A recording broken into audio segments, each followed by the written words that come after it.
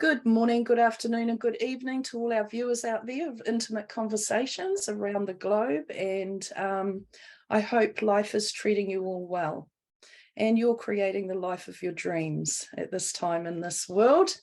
So again, we have a gorgeous guest with us today. And today we have Sharon Gibson from Aotearoa, New Zealand. And welcome, Sharon. Hi, Mandy. Thanks for having me. Great to be here. Welcome. Yeah, so welcome. And as with all of my guests, I really get excited about the conversation we're going to go into and love that it can get into that free flow where we really don't know where we're going with it.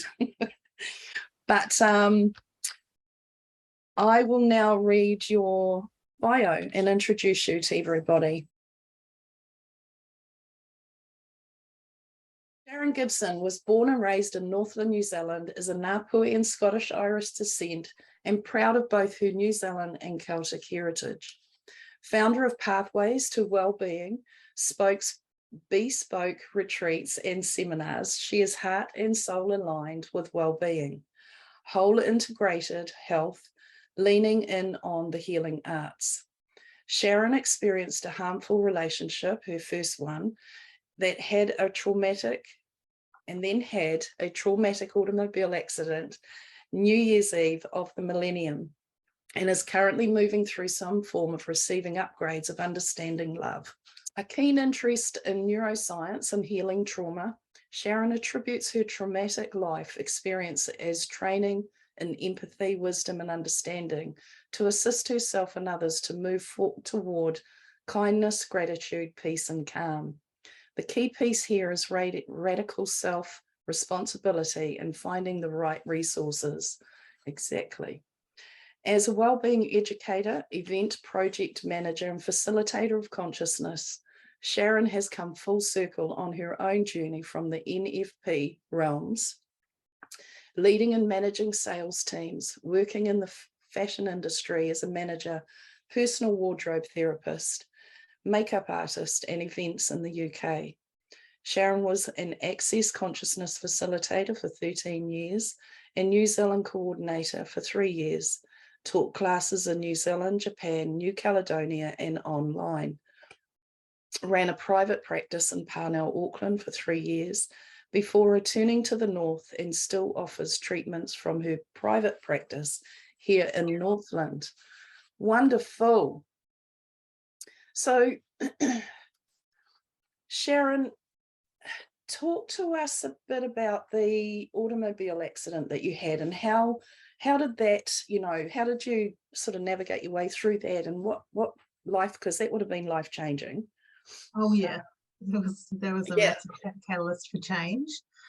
Yeah, so a strange thing happened, has occurred in my life with these recurring dreams, and some of them a long time ago have turned out to be premonitions. And leading into this automobile accident, I had 3 weeks of these dreams about a car accident, and everything in the dream was the people I knew and the, like, all of the lead up to it, going through the process of it, coming out the other end.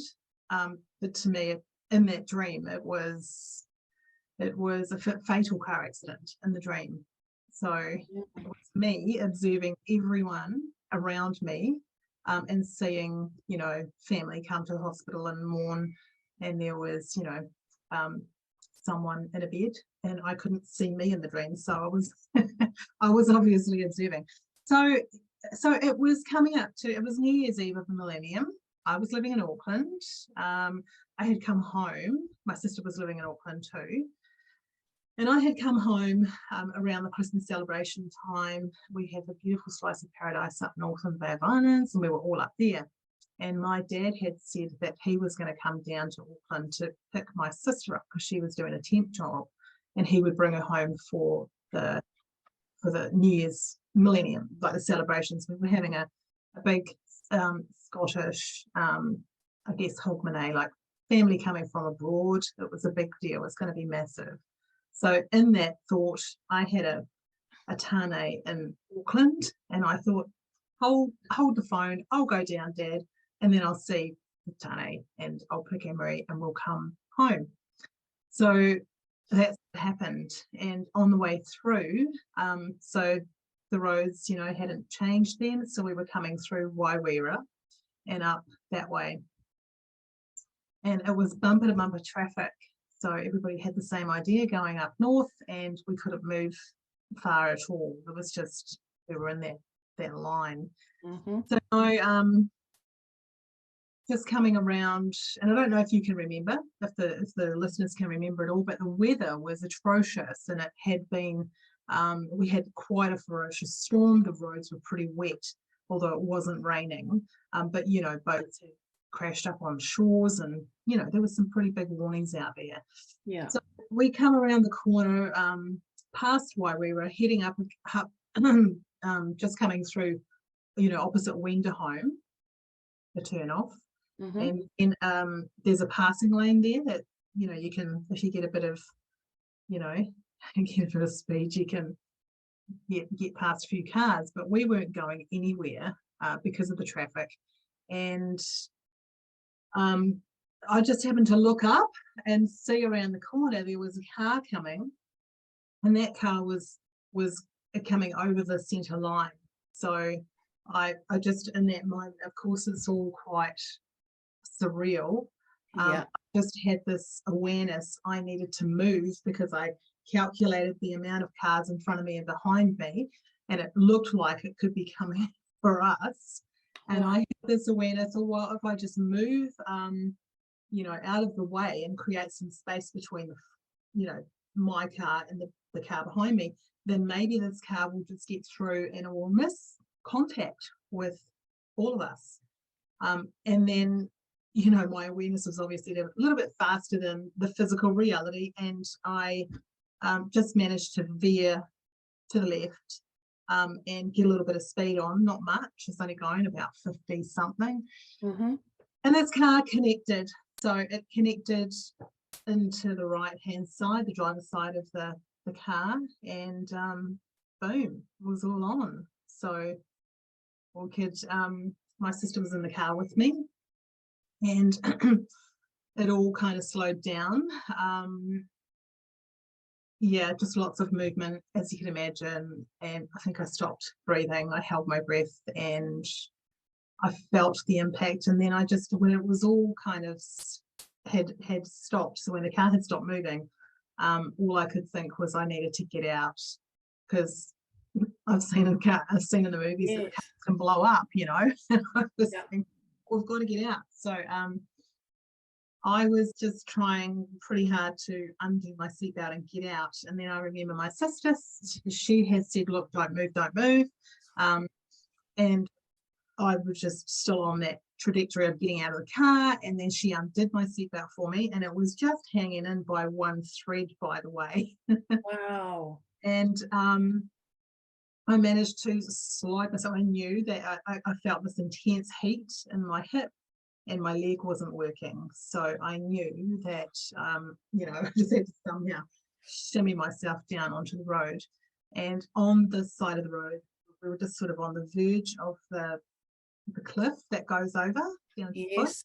And there wasn't a barrier, a protection barrier at that point. It was just kind of like, unfortunately, there is now, fortunately. And yeah, so she came around to help me, and I just took a big breath and lay on the ground. So it's a very surreal experience. All I was thinking was the pragmatic things like find my phone, call the parents, let everybody know we're not coming home, you know, but I couldn't really talk. So then I realized my breathing was quite shallow. My leg wasn't working. I was just energetically doing everything I could to keep my leg from falling, you know, felt like it was going to fall over the ridge. And it was kind of raining, and anyway, so we had 5 people who came to help us. And there was an off-duty paramedic, there was a trainee nurse, there was somebody from the local gas station who knew a tow truck company. There was an off-duty policeman. There was also an off-duty fireman. So we just had all these angels came to help us and tend to us. It was really quite amazing. And that road was closed for about 2 hours. So yeah, look, there was a point where I was just so, they couldn't get the helicopter to us because of the area, nowhere to land. And there was an ambulance on the way. And I can just remember waiting and listening for the siren, and it was just taking so long. And I got to a point, I think, where I just couldn't hold on anymore. So I thought I would just shut my eyes, and yeah, I had this pretty amazing encounter. My sister just turned around at that point and saw that I was closing my eyes, and she was concerned and came back and said, "Oh, please don't close your eyes, please don't close your eyes," and sort of lifted me up. So I just lay there looking through the trees, and it's just in that experience and that just in that moment, I do believe that I may have been looking to move on. Yeah. And there was an incredible peace and calm, and I did have all this awareness of my family and all the people I loved. And I think for me, I can't even put it into words, and I think that it does limit the whole experience. But it was massive and it was beautiful, and I got to tap into peace and unconditional love is what I will say. So it just felt like the sun was really, like I was the sun. Just really Right. that. And so the injuries sustained, finally the ambulance came and took us to the hospital. So we went to North Shore Hospital, and parents were on the way down, and yeah, I just remember feeling very cold. I couldn't get warm, and there was pretty much some complications that happened, and because of the Y2K bug at the time, nobody wanted to operate because they weren't sure if the machinery was going to work. So they just put me in traction and let me sleep through the night, or try to sleep through the night, and did the operation the next day. So massive injuries, hip, femur, hairline fracture to the pelvis, some ribs, and lost a lot of blood. So that was an interesting experience. Very much so. And it's that there's sort of, like you say, the peace, but there's that surrender, isn't there, where you just come into that total acceptance of what is. Yeah, absolutely. Just, I guess, letting go of control. It is, exactly. The control freaks that we are. Yeah, and just tired, like just holding on, just holding on for your life, and just tired. Yeah, so yeah, absolutely. The peace really, I guess, came with the surrender, the letting go, like letting go of attachment. This has been a really interesting theme and part of the conversation, which we'll no doubt get into later on. But yeah, look, it was an amazing experience. I had to learn how to walk all over again properly. It took about 12 months. The physical body is amazing. It can, so much capacity to heal. The blood transfusions, I didn't want to have them. I had a point of view about receiving somebody else's blood into my body.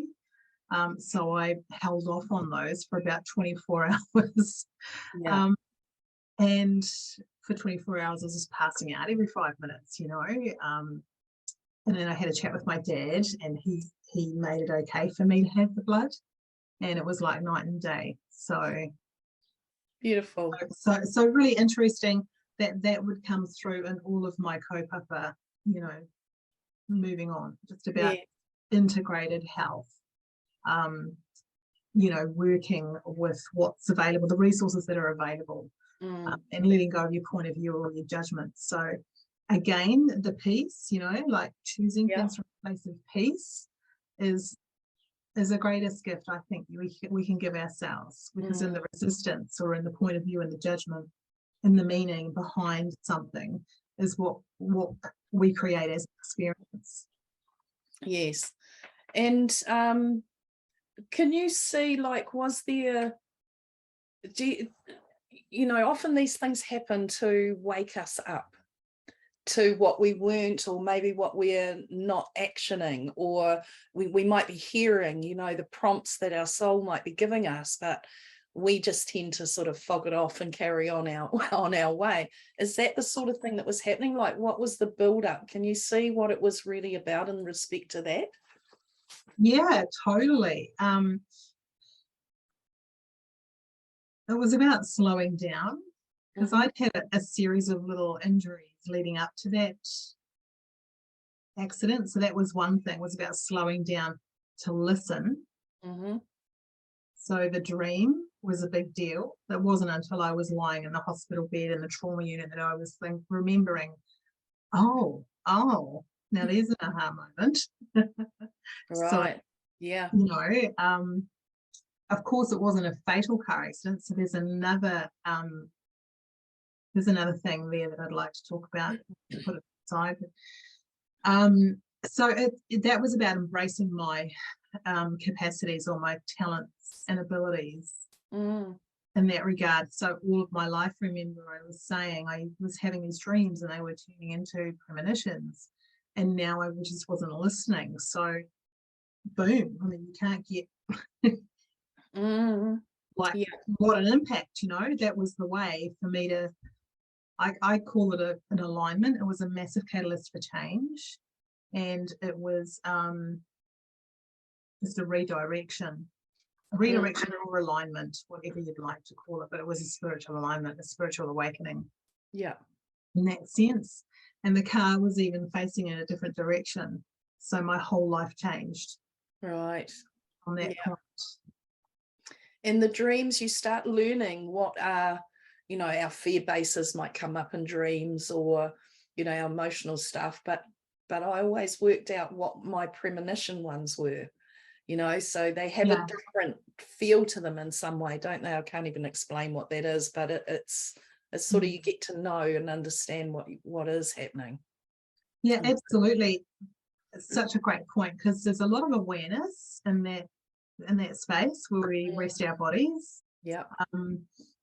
And a good question to ask, and what it's quite nice to write them down if you're having, recurring, or if you wake up and you can remember what they were. It's quite nice to learn how to translate them yourself, or speak to somebody, like find a resource who can help you to translate that. And it's always nice to be in the question too, and not to come to a conclusion. Because what I discovered in that dream time, specifically that dream, was there was a change. So with the dream being a fatality, perhaps I was in there changing it. So I chose to live. Yes. So yes. So I was going to say that, because that's what I felt, was that you actually had the choice right there. You could have just, closed your eyes and that would have been you, sort of thing, if you wanted to, but you chose not to. It was great. Yeah, absolutely. So it's always good, to ask a question from the dreams: is this past, present, or future? Sometimes it's just an awareness that you're, what's the word, releasing. You can be releasing a whole lot of stuff in your dreams. Yeah. It could be present. It could be something that you just need to be aware of now. And it can also be something that you need to be aware of in the future, or perhaps change how that looks in the future. Yes. Yeah. Beautiful. And recovery, did you recover quite well? Because once we get an understanding of what it's all about, we tend to recover quite well. Like, healing is quite quick. Did you find that?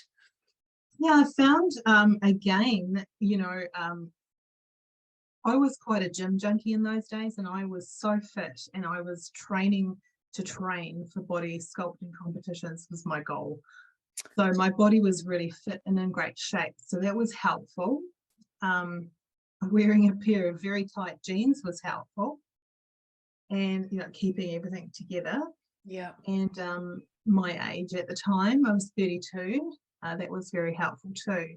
And it was getting into the hospital and just knowing the volume of accidents that occurred that night, and people who had very similar accidents to me but weren't as lucky as me.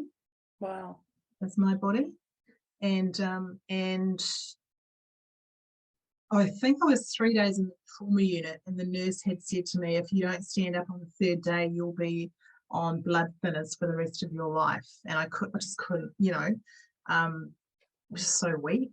And I just was like, oh, right, well, like hell, no, thank you. That's not what I'm choosing. And then she got me up on the third day, and she said, look, I just want to take you for a little look into this room. So she took me in the wheelchair, and there was a young couple who weren't as lucky as me.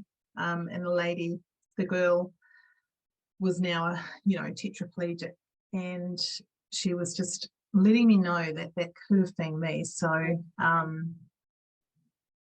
or not. And also it gave me the space to look at my future and how I wanted to live in the future. So I decided right then that I needed to get out of that hospital as quickly as possible. Yeah. And so they moved me on the third day and put me into a shared room. I had I had reactions to the blood transfusion, and also had a bit of a thing with the morphine too. But getting into this room, I had two elderly ladies across from me who had hip replacements, and there was a young girl who had a similar car accident to me, and she might have had a broken, like, the whole pelvis. She was on her back. Mm-hmm. And then it was just magnificent summer, possibly the best summer ever, looking out the window and seeing this amazing blue sky, and then thinking, like, wow, really, cricket was the only thing on TV, so I couldn't think of anything worse. I'm sorry. Yeah. But, so I was on the first day I asked the nurses to bring me monkey bars so I could do some pull-up. Yeah. And they thought I was nuts because I had, broken ribs. Yes. And I was just like, no, so I started to do that, and I didn't want them to help me go to the toilet. They thought that was nuts. So I was doing that all by myself with the bedpan. And I just really chose to get out of there. So 7 days I got out of hospital, which was really quite sweet. All the people in the ward had saved all their New Year's Eve bangers and streamers and champagne and everything, and we had this little celebration in the room. But then they leaned on me with my positive attitude to help lift, the recovery in the room. It was really amazing. I've had some surreal experiences with people putting their hands on my back in the hospital I didn't believe that there were people in the room. Yes. Some really incredible things, if you're a believer, you'll understand what I'm saying. Just unworldly things occurring. And so physically was, so I got out of there 7 days. Physically, I was really good. I was really hanging out to get in the car and start driving again. My dad wouldn't let me. So I came north. To hang here with my parents and family. I think people took me to the beach and let me float in the water. That was amazing and healing. Yes. Being with the family was healing. And then, because I wasn't allowed to drive, I decided it was time to go back to Auckland, and I called up a friend who was working at a hire car company, and I hired a car and just got in the car and started driving. So to get back on the horse. So that was all good. The physical side of it, as I say, it took me about 12 months to learn how to walk properly again, but I started to have rehabilitation with a personal trainer at the local gym. So I just got on the bus and went to the gym and kept cycling and training. So a little bit nutso, really. But emotionally and psychologically, I think that was a little longer.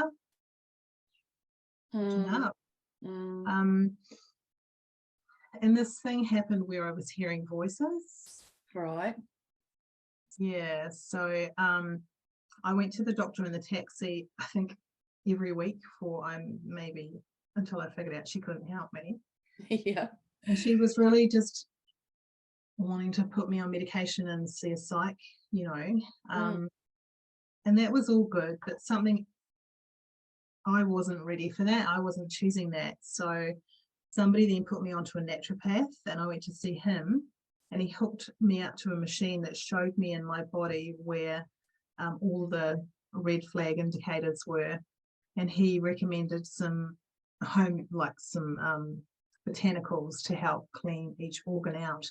Right. So I went with that, and he gave me some homeopathic remedies to take home.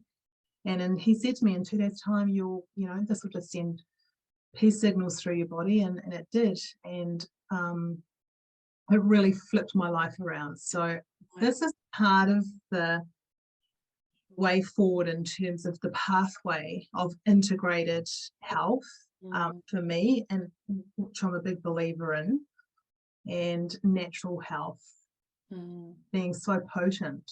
Yes. So incredibly potent. Yeah. So yeah, it took a while to heal, but I'm still. It opens you up to new things though, eh? Like obviously that was a big door. It was a massive door. Yeah, a massive door. So yeah, I've learned a lot. And I've, obviously had to manage my own well-being, how I'm, your thoughts and your feelings, and how you're creating your life with those. Yeah. So taking responsibility for the shape of my body, and oh my gosh, to have so much gratitude for having a body. Yes. Well, yeah. It's so important. And really getting connected and listening to my body, and understanding that it is my best friend. Yes. Because without it, you don't get to have this experience here on the planet, do you? Without a body. That's right. Yeah. And it's going to do whatever it can to keep you alive, and I love that. I mean, I've seen a lot of people give their body a lot to probably take them out, and it still just keeps their giving. It's the gift that keeps on giving. Yes, absolutely. It's incredible. It's incredible. Yes. So yeah. And so from there, obviously, as you've explained, there's been big changes. And so just explain now, in part of this, your upgrades in your love, and learning to open heart wider and deeper, and all of that sort of thing in your love. Yeah. How did that come about? Like what's behind all that, or in that? Yeah, I did mention, forgot to mention that, I think having a massive impact like that, and that spiritual realignment or adjustment or awakening, or whatever you'd like to call it. Yeah. I think the biggest question I could have ever asked myself at that point is, what's the purpose of being here? Mm-hmm. What are we doing here anyway? Like, it's very surreal when you're in that space. Yeah. Like, what's important? What's it all about? And so that's been my inquiry, I guess, from that day forward. Right. To any of these, anything that you come into contact with. So, and I had been asking for some help, help. And the guys, I was working in the fashion industry, right? And then two of my customers from abroad came in and had some very interesting change with them, and they wound up being my facilitators with Access Consciousness. What an incredible journey that was.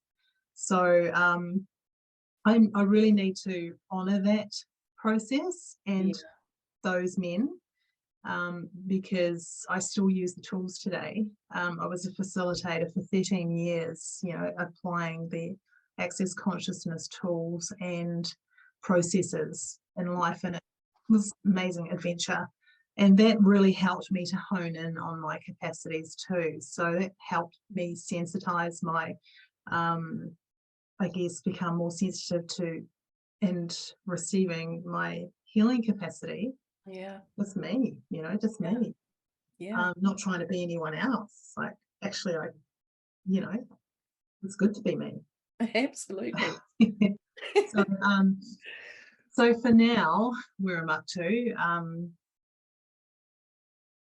so everything's been a process, and I wouldn't say that I've had a very easy life at all.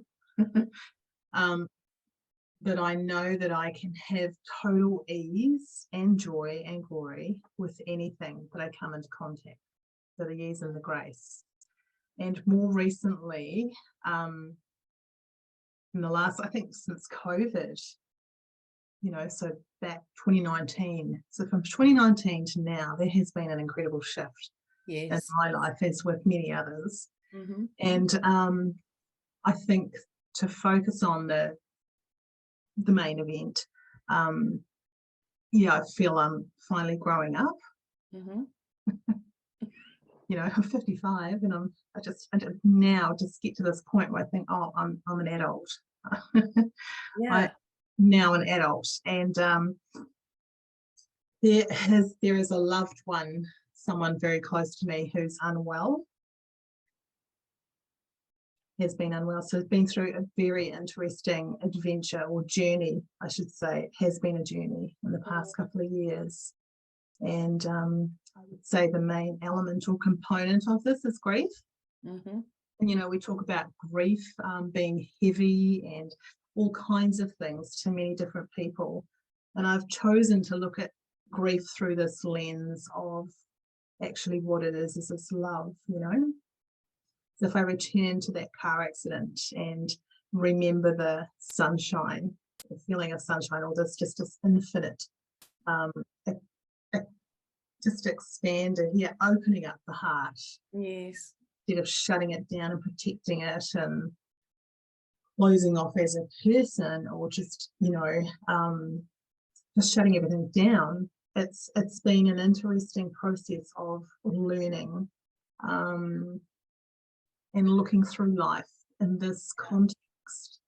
So grief, when the grief train arrives at the station, all of the other carriages with unresolved grief from your life show up on the train. So, it's pretty full on, and it is pretty amazing. So being able to go through every carriage and meet whatever it was that occurred, and to own my part in that process as well, and forgive, like surrender, forgive, meet the people energetically, and apologize, and not actually hang on to anything, so it's not solid, so it can be transformed into this beautiful energy of peace and space and kindness towards yourself and to others, and gratitude as well for the learning, because by now you would have worked out that I believe we're all here to evolve, to learn, grow and evolve, and I believe being here is a real gift. So it is that's what it is for me. So just comprehending what that is love. That's what I'll put when I've gone through the process and transformed it. It's coming back to love. Yeah. And it definitely is. I know with my grief journey, and I can't remember who said it, but somebody said grief was love not having a direction to go to anymore. So if that person's passed, say, that we loved, there's nowhere for that love to actually be directed to anymore. And I sort of pondered that. I thought that was quite wise in many ways, and I thought that was actually quite true, probably. But I know for myself, the more that I've come to really, really, really understand and know that we never die. Like there's no death. And that energetically we're all still very connected. I'm finding my grief isn't there. It's like there's certain little moments something might hit, Father's Day actually, and not having my dad here now, but that was just a moment. It wasn't like I had to wallow in that and, you know, all of that sort of thing. That was not necessary, because I know now that he is absolutely okay and he's quite happy where he is. And it's coming back to that, you know, like we have no, like we're saying about control, we have no control over anyone else's journey. And so there is that part of us that has to come to that acceptance somewhere, that this is the journey they're taking, or that this is where Yes. and there's actually nothing we can do about it other than love them in their choice.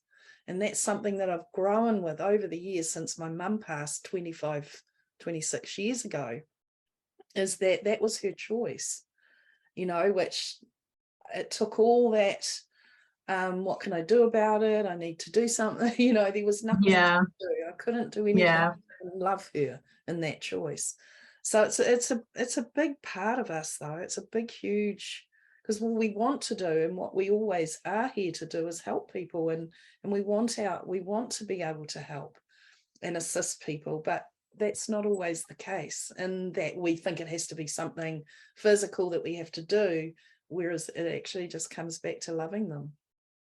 And that's the biggest thing. Yeah, that's beautiful, Mandy. I like that whole loving thing, and like loving being a present thing, you know. And honor is another one that I've been looking at a lot, in terms of I'm really getting to correct energetically, I guess, where I've dishonored. Like because it shows you those.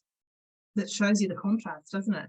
It does. Yeah. You know, and that, I guess, is what I mean by the, you know, the grief train, with all the carriages, you know, the contrasts, all those, you know, the dishonoring and the unloving, you know, being disconnected from love. Like, it really shows you so well. Yeah. So, and it's nice. Not at the time, of course, but it's nice now. So honoring, yeah, that's a really big one. I think, you know, your relationships change as well with people. Yeah. You know, it really shows you a lot of, maybe where things can improve. So there's a lot of opportunity in this as well for growth and correction and just realignment. Yeah, it's a pretty rich experience. Yeah. And it's allowing, you know, and I know we sort of we think about allowing as being just for us, allowing something, allowing to receive, allowing to allow love in, you know. But it's actually about allowing everything to be in its perfect place and time. You know, no judgment on what that person's journey is and that person's journey and their choices.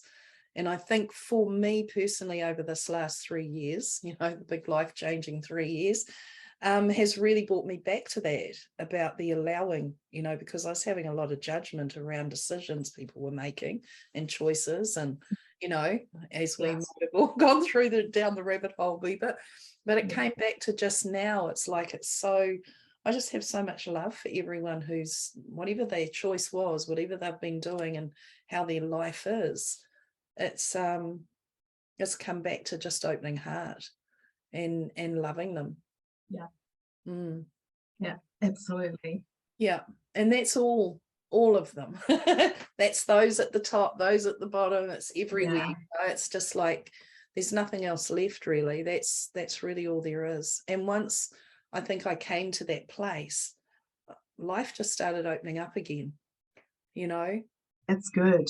It was like shutting down, because it wasn't going the way I wanted it to, sort of thing, or thought it should. Once I came back to that allowing and just opened heart again, it's just an incredible journey of awakening. Yeah, absolutely. Yeah, absolutely. Yeah, I still have. I was one of those people who found it quite tricky to cry. You know, from many a year, I just found it very uneasy to cry. Right. in fact, I would laugh inappropriately was what I would do. Yeah. Be probably the best laughs ever, but so Yeah. inappropriate. And now I'm just like, oh, it's crazy. I just leak my eyes to sleep, Yeah. and I love it because I was talking to a mentor actually up north, and he had mentioned this beautiful piece and said, crying is one of the first things we do when we come here, crying and breathing. So it's a sign of life. It's a sign of life. So I'm just loving now, just looking at it through that lens of, It's breathing life. It's, it's just, and it's life. Like, what life is this giving for me, or for even the people I'm coming into contact with, my loved ones here that, I'm close to, who are going through this. It's very beautiful, and there is something just so gorgeously gentle too, which I noticed a softening in my life, and for other people too. And that's the thing, because that's what we see in all of it. No matter what degree of emotion or whatever it is that we might be running, what we see is the projection of that through others also, So when we open up into that more and more, into that deeper loving space, I witness myself, others opening to that space themselves around me. It's like giving them all permission, as we gave ourselves permission to do this. So it's like giving them permission that this is safe, it's okay, and open up, open that heart. Isn't that amazing? Isn't that incredible? Like, if you think about how powerful that is, like, just imagine, come on, if everyone was transforming those, well, whatever they are, energies, thoughts, emotions, whatever. Imagine if everyone was transforming, and collectively what that would look like. Absolutely. And I've always, we hear it, and I heard it all my life growing through this awakening and awareness, and that we need more love on the planet. We need more love. That's what we need. And I in that, it used to sort of bug me a wee bit. It's like, but we do love. Like, we love in the way that we know we can love. That's and what's safe for us. But what I felt more so is, because I know we are that love, it wasn't that we needed more of it here. We were here. We needed to actually allow ourselves to open and let it out. And what we had done is we just shoved it away. And it was interesting you say about the tears and the breathing, crying and breathing being one of the first things that we do, or two of the first things we do. And what we tend to do when we do cry is hold our breath. Okay, we still hold on in some way to that as well, but opening more as we go. Obviously, the more we cry, the more we do breathe. But in the beginning stages of it, we tend to hold our breath and try and stop the cry itself, So true. It's a vulnerable space, and we've often been taught too that harden up, toughen up, stop crying, that it's a weakness. Yes, it is a weakness, and we've been taught that, and it's so isn't. It's such a strength, and I just admire men who can actually open to that place more so, because they've been taught that so much. Just harden up, boy, stop crying. You don't cry. Men don't cry. I love it. Yeah, old thing. Have you ever heard of laughing yoga? Yes. Maybe there's such a thing as crying yoga. Yeah. Or something like that, because there's so many different ways to cry, isn't there? There's a nice ugly cry, there's the happy cry, there's the sob, there's the little gentle cry, there's just so many different ways to cry. Yes, we've got really creative with it, haven't we? But that's the name of the game, creativity. It is. And so, Sharon, through your journey too, you hold these retreats. Tell us a bit about those and how that sort of came about, or what. How that came about was, so I had been working project event managing for social enterprise, for 2 years, and this was at the same time. So just when that was really starting to like take off and grow, and literally needed a few more people to be helping. So quite a lot of work, quite a load. And at the same time, my loved one was health was declining, you know, and the intensity of both those worlds, pretty amazing. It's really in the hot seat. So I chose to come away from the project, and focus on the wellbeing sector, like the wellbeing, which was passionate about from the time I had my car accident. Started to explore all these different modalities and methods and systems, and amazing people gifted at sharing so much about that. And it's like a smorgasbord. It's like, and so while I was readjusting, and I wanted to make myself more available to support and care for loved ones. And I was just like, oh, a brilliant idea. I'll just have 2 weeks off, and, I'll get back into the wellbeing sector, and I'll run these wellbeing retreats because I need them. This is what I need. People were saying, when this is all over, we'll go to a retreat. And I just thought, well, I'll just do them, because I've event manager qualified. Event management is what I do. Project management is what I do. Wellbeing is what I am absolutely passionate about. Whole health, and resources, and being resourceful. So I was just like, cool, that's what I'll call it. It's a pathway, it's a pathway to wellbeing. There's many pathways. It's not just one way. And I would love people to open up to that. Yes. I think they are more. I think people are becoming more explorative and, seeking outside the box. So this is what Pathways to Wellbeing is all about. It's an offering of many different educators who specialise in a specific area, who will come and talk about that, educate us around that area on the wellbeing retreats. So they are different. There's a different theme for everyone. I have just been doing the urban retreat to begin with. So it's just in town. These have been midweek here from our beautiful home, which we are moving from now. And,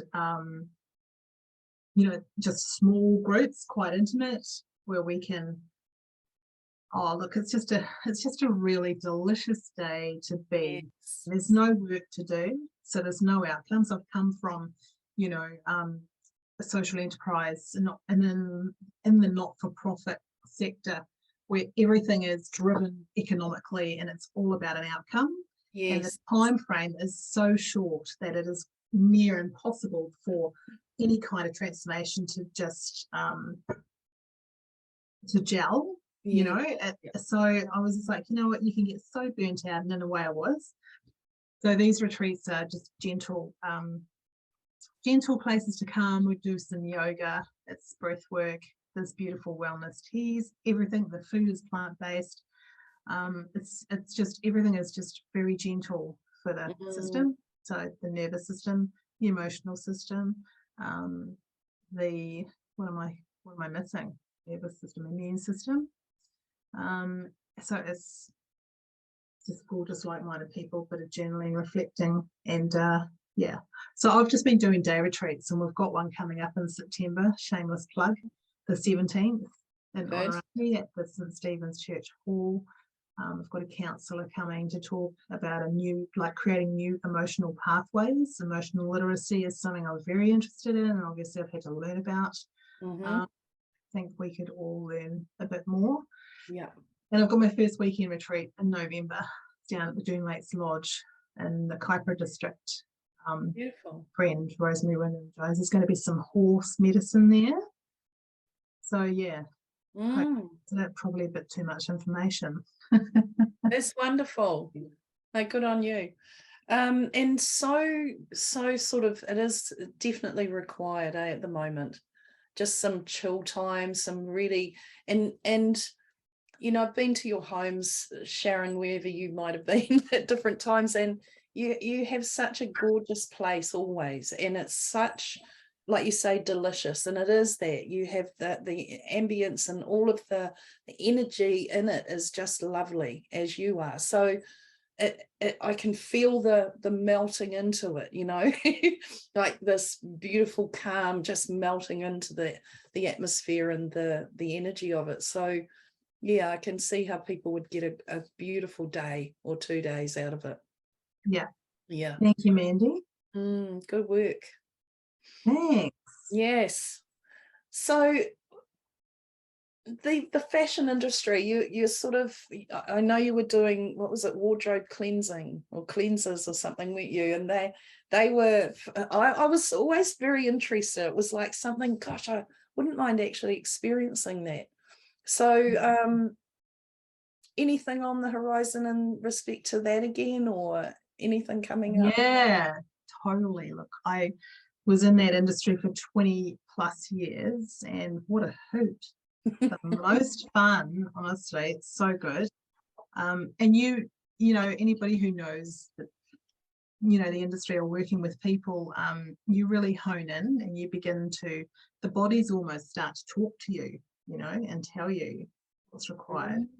And I found from working in the retail environment to doing some personal work with people and shopping, to my favorite place to hang out, absolutely, is in someone's wardrobe. Because for me, it's like they talk. I mean, I don't know, you know, when you are tactile and you get information from something you touch. Yeah. What's it called again?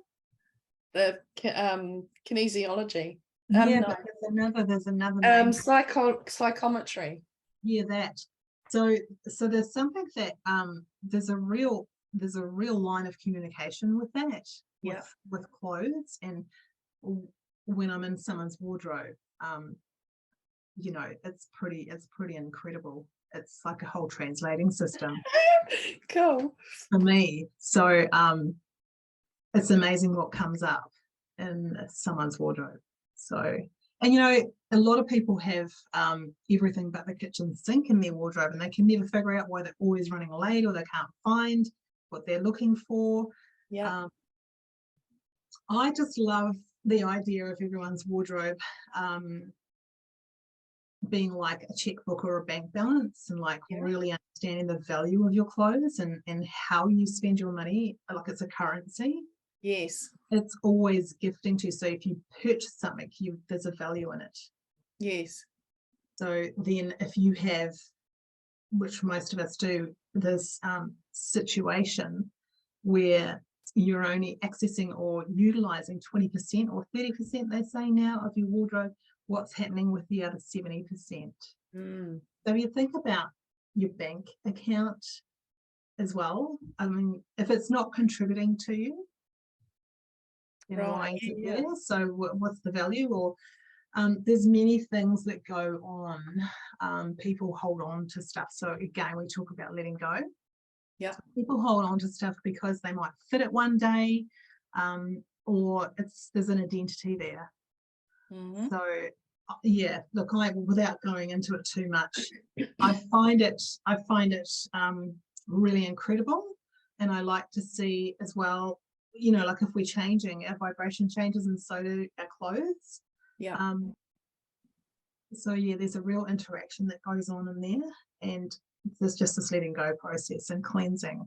So I have actually, I am going to be offering some wardrobe cleanses again. Cool. I'm going to do them around the moon, like the full moon, coming into the full moon phase, because it's the moon cycles. What was it we talked about? Shedding and illumination. Right. Yeah. On the full moon. The third quarter, adjust and release. Yes. And in the first quarter, it's action, commitment. And on a new moon, it's dream, manifest. So we can use clothes as the vehicle to latch. So stay tuned, package it all up and pop it online. Yeah, that'll be great. I think that's the only time I'm going to do it, though, around that time, the moon cycles, those particular cycles. Yes. Very cool. So you just and so you'd have them as a separate thing, each one obviously, and someone can choose which one they wanted to take up, as a balloon or a okay. So wherever they are at, wherever they're at, and then I'll offer, I think, an ongoing, like maybe a group thing, I was going to ask about groups. When we unpack start unpacking what it all means, the clothing and the relationship with the body. Because what if it was, like I used to do these, used to be cool to go and do some speaking spots, and I used to run this event myself called "Is There a Diva in Your Closet?"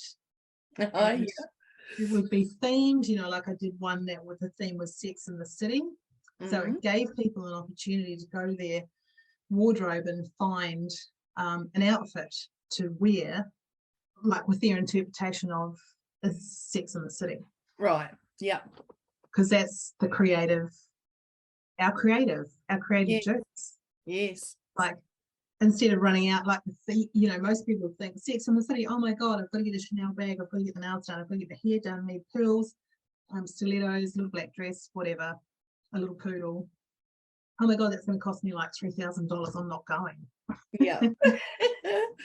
And before you know it, you're sitting on a couch watching My Kitchen Rules reruns or something in your pajamas with your slippers, and never get out of the house, never go anywhere. So it's just about evoking that creative spirit and playing dress ups and celebrating having a body, because you get to dress the body every day. And how much fun. Wonderful. That's really wonderful, because we tend to probably stick to the same type of style. I think I have all my life, really. Shifted it a wee bit, but still I think I know what I like and what I don't by now. And what probably looks best on me, what I think does anyway. But I'm not comfortable to get too far out of that comfort zone and that sort of thing. I sort of think, why not? Why not? Like, I mean, I joke. I laugh about that Bridget Jones' Diary, where she turns up to, somebody said it was a fancy dress and she took it literally, and she turned up as a Playboy bunny to some formal occasion. So that feeling of turning up and being humiliated, or the feeling of humiliation because of what you're wearing, where you just don't fit in.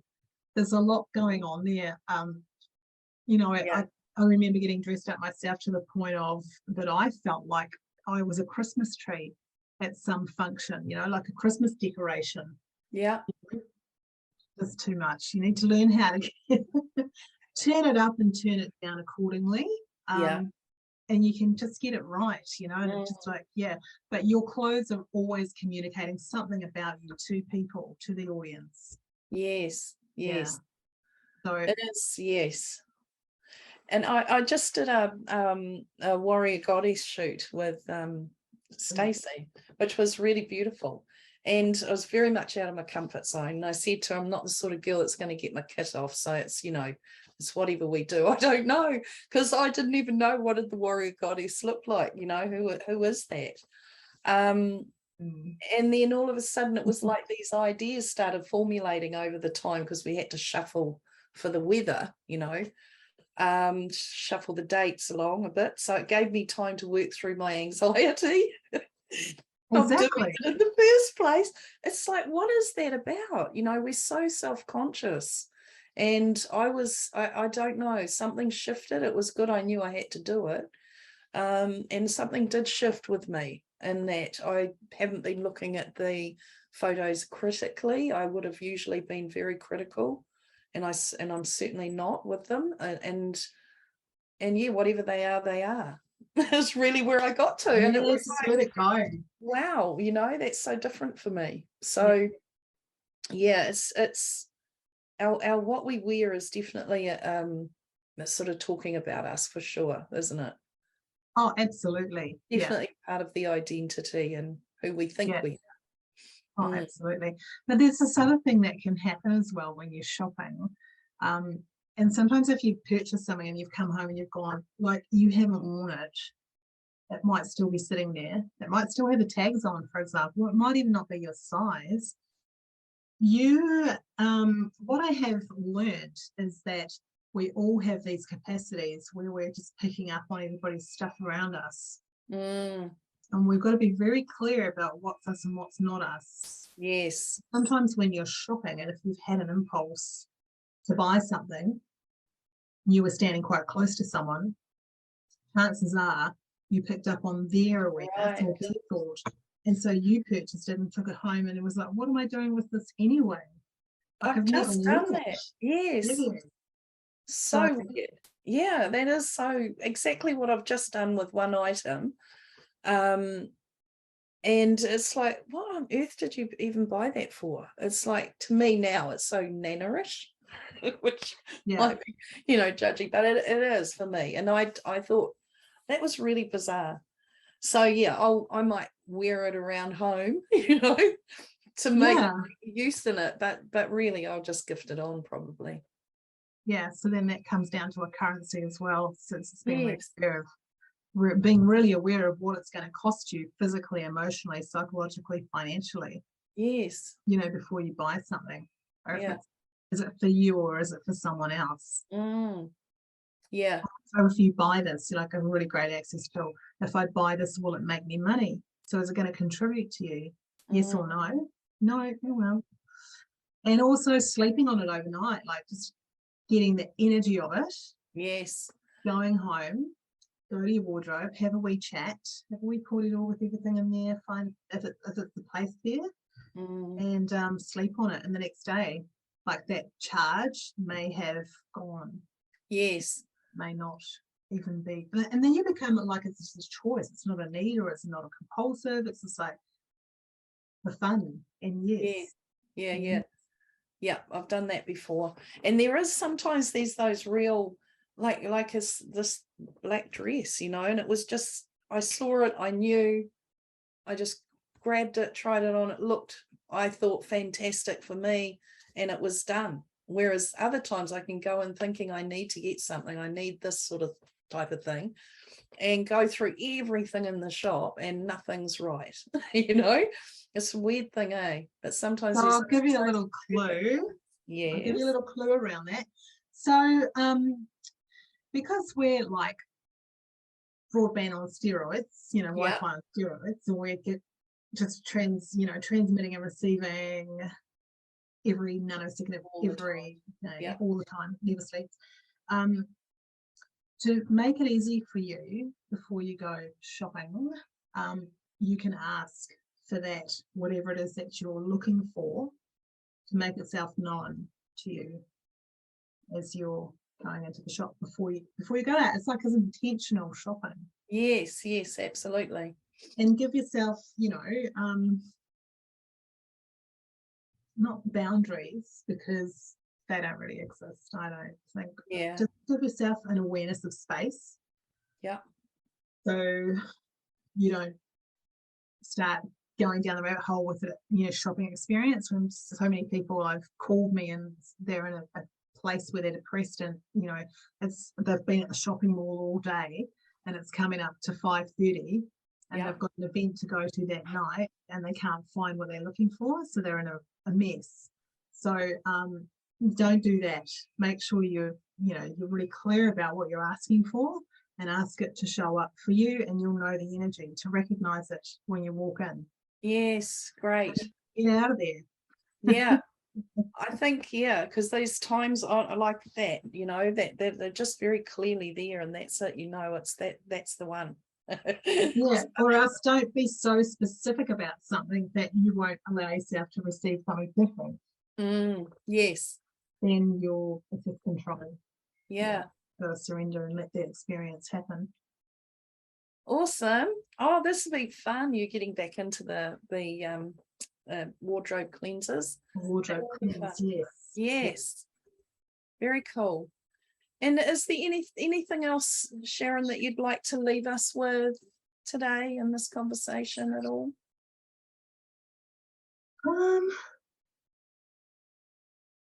I have just recently been through a process of designing a product. So my logo, my icon for my logo, sorry, is a chrysalis. So life is all about transformation. So everything, if you allow yourself to go through the process of learning and growing and evolving, we'll be able to transform everything. So inside this chrysalis, it says, I have a soul full of grace. And it's a reminder that we always have a soul full of grace. So no matter what, that is who we are. We have Beautiful. grace. Yeah. So, yeah, that's it. They have a soul full of grace. It's a nice little reminder. That's lovely. Absolutely. Yes. And grace is something I think that really got sort of left behind in these last few years. I think it's really in that moment, just saying that there, it's like it definitely needs to be brought back in, and living our lives more in that grace and that allowing and, the calm and the peace. That's beautiful.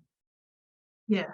We are going to have the human experience, and it's going to be a hot mess at times, and just like the caterpillar turns to a pile of glop inside the chrysalis, it comes out, it emerges with wings, pretty light, pretty beautiful light, and that's us. Yeah, beautiful. Well, thank you so much for coming in today, Sharon, and talking with us. It's been lovely chatting with you as always. Been lovely chatting with you as always too, Mandy. Thank you for inviting me here, and look forward to seeing you soon. Yes, absolutely. And thanks for doing what you're doing. Oh, thank you.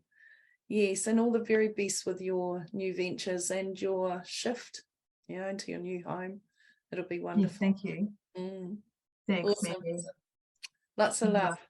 Bye.